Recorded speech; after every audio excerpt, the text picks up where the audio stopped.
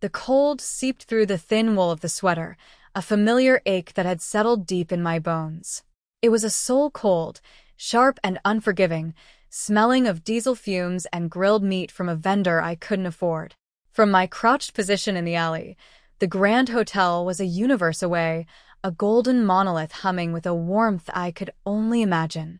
The muffled pulse of music, the laughter like distant chimes, it all filtered through the service entrance grate, a feast for someone starving. I was Lena, I was 18, and this alley was my current home. My world had shrunk to the space between hunger and cold, between one day and the next.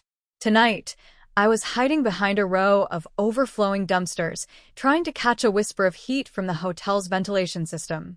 That's when I heard them. Two men, their voices low and urgent, huddled near the service door. They wore the black suits of hotel security, but their posture was wrong. Too rigid. Too predatory. Top of the grand staircase, the first one said, his voice a gravelly rasp. 10 o'clock, sharp. When he pauses to greet the minister. The carnation is the signal? The second asked. Red carnation on the left lapel. Can't miss it. One shot. Clean. We use the girl as the distraction. My breath caught in my throat, a knot of ice. Girl? What girl? The one who makes the scene, the first man clarified, impatient. She'll create the chaos. We slip out in the confusion. By the time they figured out, we're gone. And Kwon Ji-han is dead. Kwon Ji-han. The name was a ghost on the city's lips, a whisper in the boardrooms, and a thread in the alleys. The head of the Golden Dragon Syndicate. A man who moved through the world like he owned the very air people breathed. I'd seen his picture once, on a discarded newspaper. His face was all sharp angles and cold indifference, a mask of control. My first instinct was survival. Forget what I heard. Sink back into the shadows. The world of men like Kwon Ji-han was not my world. Getting involved was a death sentence. But then I thought of the bullet. The clean, simple plan. A man was going to die in the next 10 minutes, and I was the only person on this miserable street who knew it. My mother, a nurse before she got sick, used to say that knowing and not acting was a sin of its own. Her voice was a faint echo now, a memory from a life that felt like it belonged to someone else. I looked at my hands, chapped and dirty. I had nothing. No one. What was one more risk in a life made of them? The clock on a distant church tower began to chime the hour. 10 o'clock. I didn't think. I just moved. Slipping through the service entrance was easy. A chef was shouting at a delivery boy, the door propped open for a precious few seconds. I was a ghost in the chaos of the kitchens, my dirty sweater and old jeans invisible against the clatter and steam. I moved through hallways that smelled of bleach and old grease until I emerged into a different world. A world of marble and gold leaf, of crystal chandeliers that dripped light onto men in tailored tuxedos and women in silk gowns.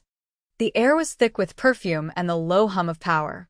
I was a stain on a masterpiece, a discordant note in a perfect symphony. People's eyes slid over me, then quickly away, a flicker of disgust or pity before they returned to their champagne.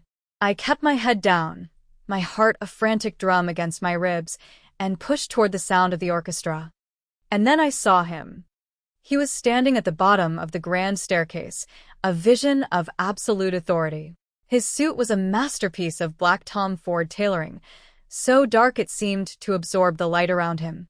He wasn't the biggest man in the room, but he was the center of it. Gravity bent in his direction. People orbited him, their smiles strained, their postures deferential. He moved with a surgical precision, his stillness more intimidating than any overt threat. On his left lapel, just as the men had said, was a single, blood-red carnation. He started to ascend the stairs, taking them one at a time. Each step was deliberate, unhurried. Near the top, the Minister of Commerce waited, his hand outstretched. I scanned the balcony above, the shadowed alcoves. I saw a glint of metal, a barrel. Time stopped. My blood ran cold. Shouting was useless. It would only make me the first target. I needed to move him. Physically. I needed to shatter the perfect, lethal tableau. I broke through the line of onlookers, ignoring their gasps of outrage. I ran. My worn-out sneakers were silent on the plush runner carpeting the marble stairs. He was 3 steps from the top, his hand just beginning to lift to greet the minister. I didn't slow down. I launched myself at him, my hands reaching not for his body, but for the pristine white fabric of his dress shirt. I grabbed a fistful of the expensive cotton and pulled, tearing it with all the strength my desperate, underfed body possessed. The sound of ripping fabric was louder than a gunshot in the suddenly silent ballroom. He was thrown off balance, his perfect composure finally broken. He stumbled backward, his arm flailing for the banister, his body lurching down 2 steps. And in that exact moment, a soft thwip echoed from above, almost lost in the collective gasp of the crowd. A small puff of marble dust exploded from the wall, precisely where his head had been a second before. Chaos erupted. Women screamed. Men shouted. Security swarmed, creating a wall of black suits around us. 2 of them grabbed me, their hands like iron vices on my arms, hauling me to my feet. My heart was trying to beat its way out of my chest. Through the wall of his men, I saw him. Kwon Ji-han. He had straightened up, his hand reflexively touching the torn fabric of his shirt, exposing a sliver of smooth, tanned skin. He wasn't looking at the wall or at his security. He was looking only at me. His eyes were not angry. They were not panicked. They were the coldest things I had ever seen, black and depthless, and they were dissecting me with an unnerving intelligence. He saw the terror shaking my limbs, but he also saw something else in my gaze, the wild, deliberate truth of my actions. One of his guards raised a hand to strike me. "Stop!" Kwon Ji-han's voice cut through the noise. It wasn't loud, but it carried an absolute, unquestionable authority that silenced the entire room. The guard froze, his hand hovering in the air. Ji-han took a step toward me, his men parting for him like the sea.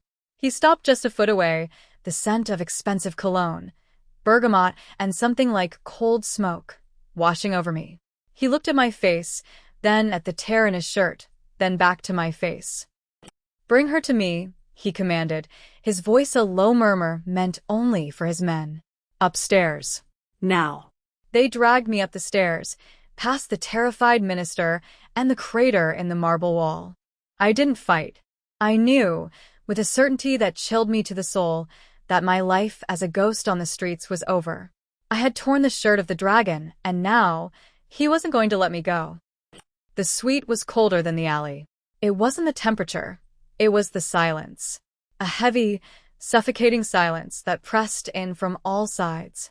The room was a study in minimalist luxury, dark wood, gray silk, a floor-to-ceiling window that offered a panoramic view of Seoul's glittering skyline. It was a cage made of glass and steel. Kwon Ji-han stood by that window, his back to me. His men had left us alone, stationing themselves outside the door with a finality that made my skin crawl. He had shed his ruined suit jacket, and the torn white shirt hung loosely on his frame. He hadn't spoken a word since his command in the ballroom. He just stood there, a statue carved from shadows and menace. I remained where his men had left me, in the center of the vast living area, feeling small and exposed. Every nerve ending screamed at me to run, but there was nowhere to go. Finally, he turned. The movement was fluid, economical. His eyes found mine across the room, and the silence stretched, tightening like a wire. "Why?" he asked. His voice was quiet, devoid of emotion. It was more terrifying than if he had shouted. I swallowed, my throat dry. I heard them. 2 men, dressed as security. In the alley behind the hotel. I told him everything. The red carnation, the 10 o'clock timing, the plan to use a distraction. I recounted the conversation word for word, my voice low but steady. I'd learned on the streets that panic was a predator's favorite scent. He listened without interruption, his expression unreadable. When I finished, he didn't move for a long moment. He just watched me, his gaze so intense it felt like a physical weight. "You expect me to believe," he said slowly, That a homeless girl happened to overhear an assassination plot and decided to play the hero? I don't expect you to believe anything, I retorted, a spark of defiance cutting through my fear. I just know there's a hole in the wall upstairs where your head was supposed to be. A muscle feathered in his jaw. He walked toward me, his steps silent on the thick rug. He stopped so close I had to tilt my head back to meet his eyes. The scent of him was stronger now, clean and sharp. He was assessing me, not as a threat but as a puzzle. "What is your name?" he asked. "Lena." "Lena," he repeated. The way he said it was different. Not a question, but a statement. A claim. He said my name like he was testing its weight, seeing how it felt on his tongue. The door opened and a man in a severe suit, older and with a scar bisecting his eyebrow, entered. He bowed his head slightly to Jihan. "Sir, we've reviewed the security footage. 2 of our own men, Kang's recruits, left the premises moments after the incident. They've vanished. The bullet confirms a silenced, high-caliber rifle fired from the east balcony. Her story holds. Jihan didn't look away from me. The information seemed to flow into him, processed and filed away without any outward reaction. Betrayal from within. His own men. The room grew a few degrees colder. He gave a slight nod to the older man, Mr. Choi, who then retreated, closing the door behind him. We were alone again. "Carelessness," Jihan said, his voice a low rasp. He absently touched his right wrist, his thumb tracing a thin, silvery scar that peeked from under his cuff. "It's the only sin that cannot be forgiven in my world. Betrayal is a tool. Greed is a motivator. But carelessness, it leaves ghosts." His eyes unfocused for a fraction of a second, looking at something I couldn't see. I had a sister, Minnie. She was 17. A rival family sent a message to my father. They planted a bomb in her car. My security team was supposed to sweep it every morning. That day, they were careless. He didn't say more. He didn't have to. The story hung in the air between us, a stark and brutal explanation for the man he had become. He was a king ruling an empire built on the foundation of a single failure, a failure to protect. His one vulnerability was a ghost named Minnie. The admission, as cold and factual as it was, changed the air between us. It was a crack in the marble facade, a glimpse of the man beneath the monster. Mr. Choi re-entered, without knocking. "Sir, the building is compromised. We need to move. What are your orders concerning her?" He tilted his head in my direction, his expression making it clear that disposal was the most efficient option. She was a loose end, a witness. I held my breath. My life was being weighed on a scale I couldn't see. Jihan looked at me, a long, searching look. He saw the grime on my skin, the fear in my eyes, the stubborn set of my jaw. He saw the girl who ran toward the danger, not away from it. "She is a loose end," he said, agreeing with Choi, and my stomach plummeted. "But the men who tried to kill me are still out there. They know her face. If they find her on the street, they will silence her. And I will lose the only witness who can identify them." His logic was cold, tactical. It had nothing to do with gratitude or mercy. It was about utility. I was a tool. "You have a choice, Lena," he said, his focus entirely on me again. "You can walk out that door. My enemies will find you within a day. Or you can stay with me. You will be safe. You will be fed. But you will belong to me. Your life will no longer be your own." It wasn't a choice. It was a gilded cage or a shallow grave. I thought of the alley, of the gnawing hunger and the endless, biting cold. I thought of the men with the gravelly voices and the glint of a rifle barrel. I met his gaze, my own unwavering. "I'll stay." A flicker of something, surprise, respect, passed through his dark eyes before the mask of indifference slammed back down. "Choi," he said, turning to his man. "Find her something to wear. Something clean." An hour later, I stood in the penthouse bathroom, the hot water from the shower sluicing away days of street grime. The clothes laid out for me were simple but luxurious, black silk pants and a soft cashmere sweater. When I emerged, clean and dressed in borrowed finery, Jihan was standing by the window again, a glass of amber liquid in his hand. He turned as I entered, and for the first time, his eyes swept over me with an entirely different kind of assessment. He was no longer looking at a piece of a puzzle. He was looking at a woman. The silence hummed, charged with a new, unspoken tension. He saw me, not the homeless girl, not the witness, but Lena. And in that moment, I understood that the cage he offered was infinitely more dangerous than the one I had just escaped. The penthouse was a fortress overlooking the Han River, a monument to wealth and paranoia. For a week, I lived in a state of suspended reality. I ate food prepared by a silent housekeeper, slept in a bed with 1,000 thread count sheets, and wore clothes that cost more than everything I had ever owned combined. I was a prisoner in a palace, and Kwon Ji-han was my warden. He was a ghost in his own home. He would be gone for hours, sometimes days, and then reappear without a word, his presence a sudden drop in atmospheric pressure. We rarely spoke, but I felt his eyes on me. When I was reading one of the books from his vast library, or staring out at the city lights, I would feel a prickling on my skin and look up to find him watching me from a doorway, his expression unreadable. He was hunting the traitors. I knew it from the grim set of his jaw and the low, urgent phone calls he took in his office. His empire had been threatened, his authority questioned. The failed assassination was not an end, but a beginning. The illusion of safety shattered on a Tuesday. We were in an armored sedan, moving through the dense traffic of Gangnam. I was looking out the window, watching the blur of faces on the sidewalk, when Jihan suddenly stiffened beside me. "Down," he yelled, his voice a whip crack of command. He threw himself over me, his body a hard, unyielding shield, crushing me into the leather seat just as the world erupted in fire and sound. The car lifted, thrown sideways by a massive concussion. Glass shattered, metal screamed. The force of the blast was a physical blow, knocking the air from my lungs. Darkness. The ringing in my ears was deafening. The car was on its side, the smell of smoke and gasoline filling the small space. Jihan groaned above me, his weight a deadening pressure. "Jihan." I gasped, my voice hoarse. He pushed himself up, his movements strained. In the dim, chaotic light filtering through the shattered windows, I saw blood. A dark stain was spreading rapidly across the side of his white shirt. "We have to get out," he grunted, his face pale with pain. The doors were jammed. He kicked at the sunroof, the reinforced glass cracking, then shattering on the third try. He hauled himself up and out, then reached back for me.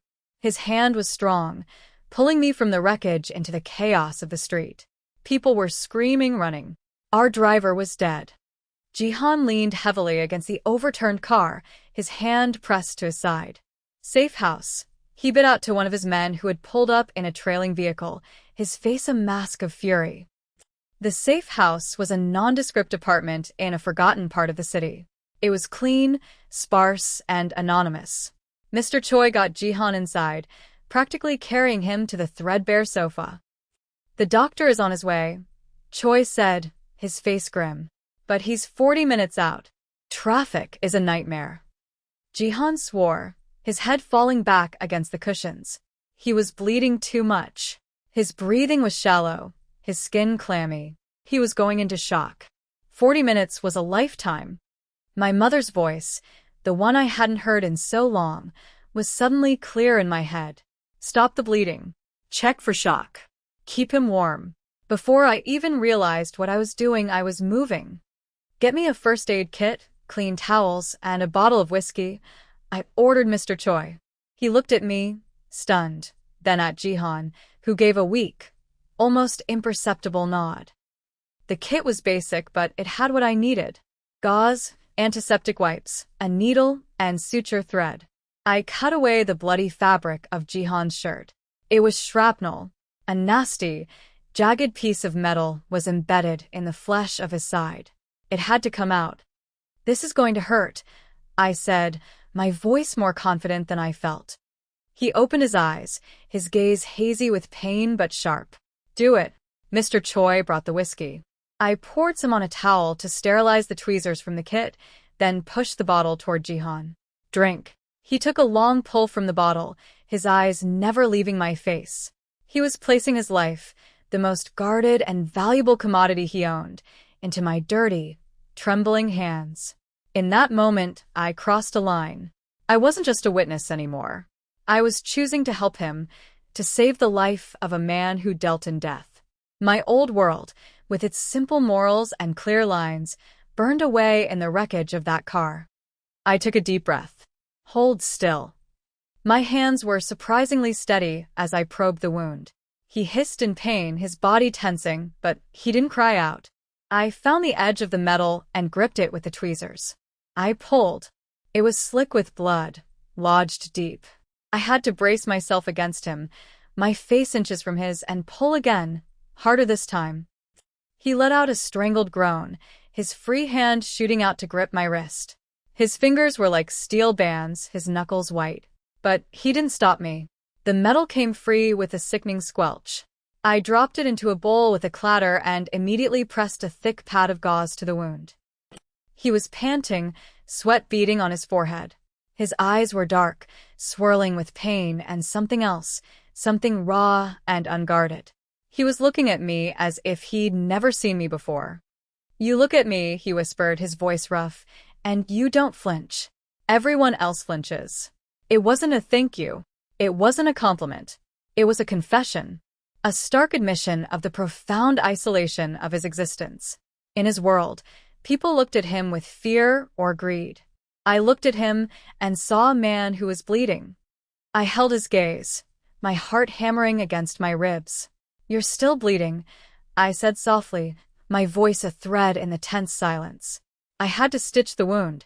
I worked quickly, my fingers deft and sure, closing the gash with neat, small stitches. When I was done, Mr. Choi returned. "Sir." "We have a problem." He held up a tablet. On the screen was a news report. The police had released a grainy security image from the hotel gala. It was me.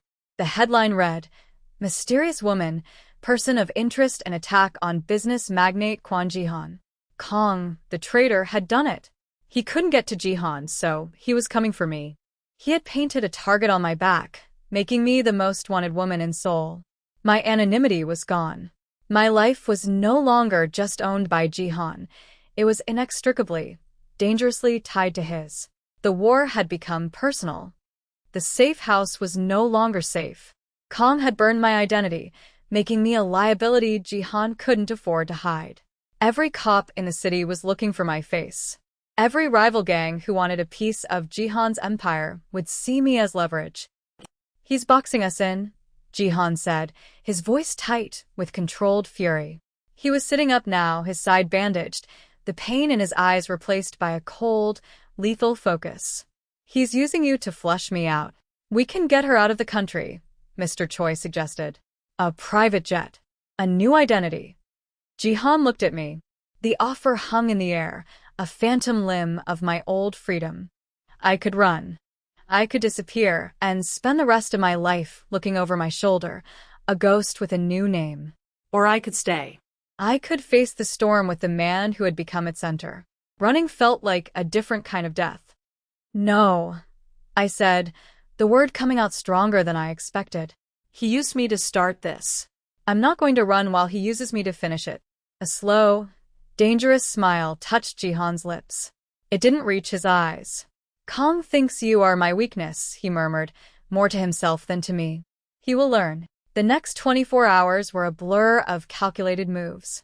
Ji-han worked his network, his voice a low, commanding hum over encrypted phones. He was a general moving his pieces across a chessboard, anticipating his enemy's every move.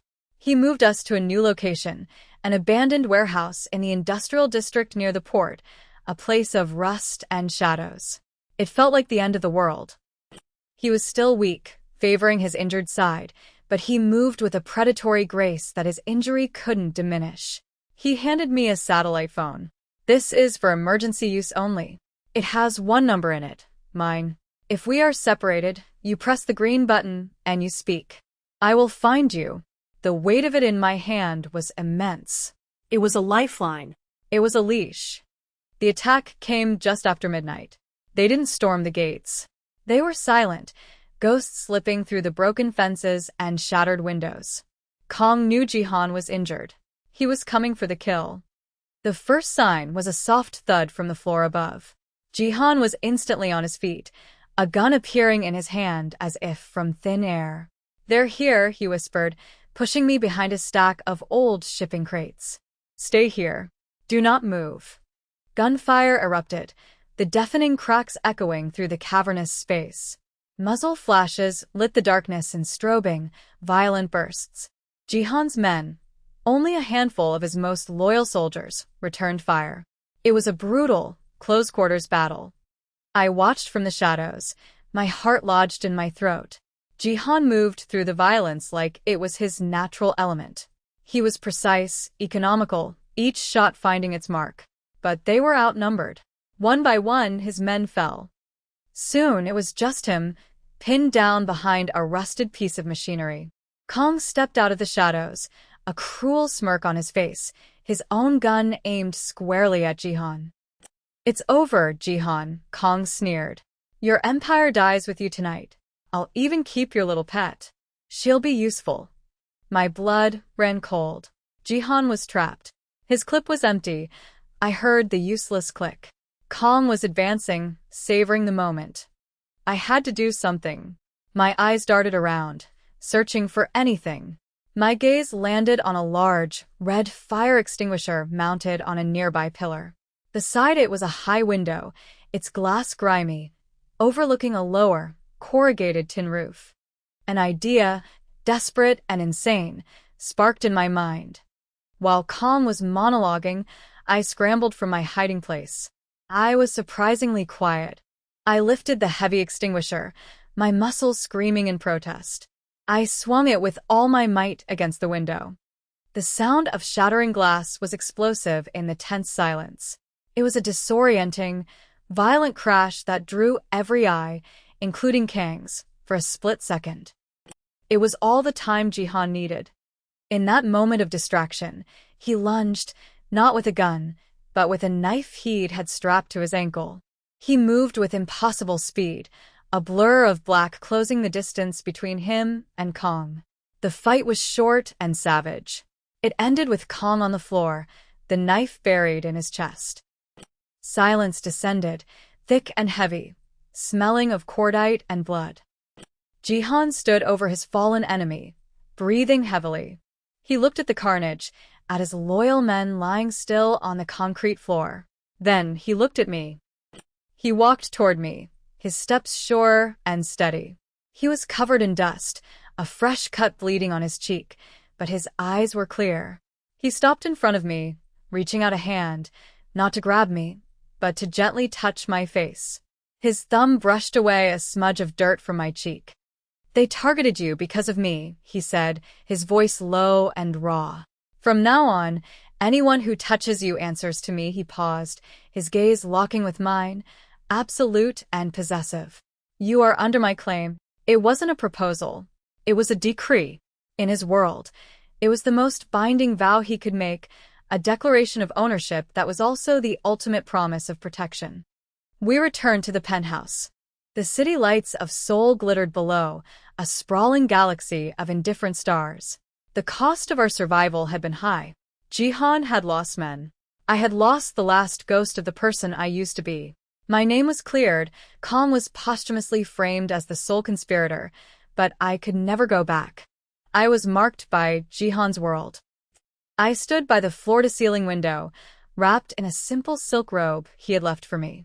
I watched the traffic flow like blood cells through the city's arteries. I was no longer a ghost on its streets, invisible and cold. I was something else entirely. I felt his presence before I heard him. He came to stand behind me, so close I could feel the heat radiating from his body, but not touching. We stood in silence for a long time, watching the city breathe. He didn't say he was sorry. He didn't say thank you. He said something far more significant. "Kang's territory is now mine," he stated, his voice a low rumble at my back. "It was the price for your name." He had not just protected me. He had avenged me. He had conquered his enemy and laid the spoils at my feet, an offering paid in blood and steel. He had erased my past by seizing his future. I looked at our reflections in the dark glass, my small form, and behind me, the powerful, unyielding silhouette of the man who now owned my life. I didn't know if this was love or survival or something far more dangerous. But as I met my own eyes in the reflection, I knew I had made my choice. And I would not look back.